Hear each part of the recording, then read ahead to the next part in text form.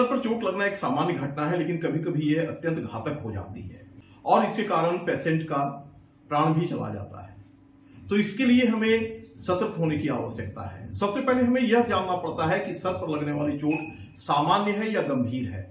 इसे कैसे पहचानेंगे?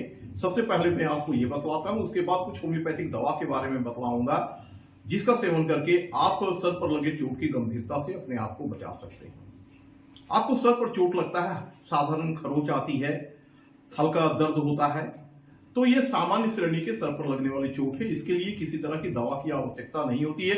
दर्द करने पर आप किसी भी तरह के पेन किलर का एक टेबलेट ले सकते हैं और इससे यह ठीक हो जाएगा। लेकिन सर पर चोट लगने के बाद यदि ब्रूज बन जाए, गुमड़ बन जाए, वहां पर नीला पड़ जाए और फिर उल्टी की तरह लगने लगे, तो इसे मध्यम श्रेणी के सर के चोट में रखना चाहिए।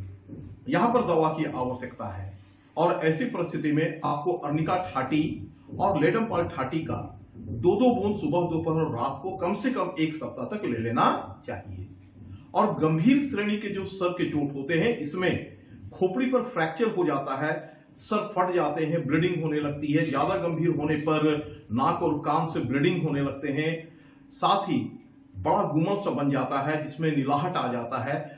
चोट लगने पर पेशेंट बेहोश हो जाता है, मूवमेंट करने पर उसे प्रॉब्लम होने लगती है।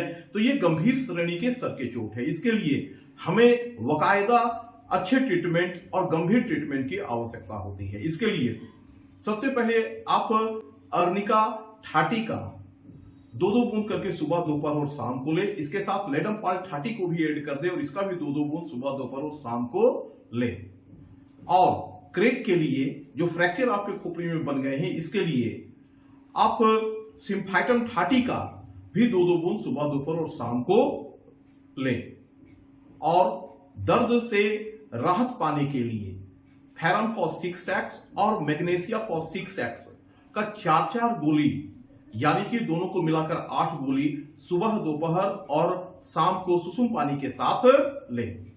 इसके सेवन से आपके सर में जो चोट लगी है और इससे जो दर्द हो रहा होगा, इससे जो ब्लीडिंग हुई होगी, उसके जो साइड इफेक्ट हैं, ये सभी चीजें रिकवर होंगे। इस तरीके से हमें काफी गंभीरता के साथ सर पर चोट लगने पर इलाज करवाना चाहिए।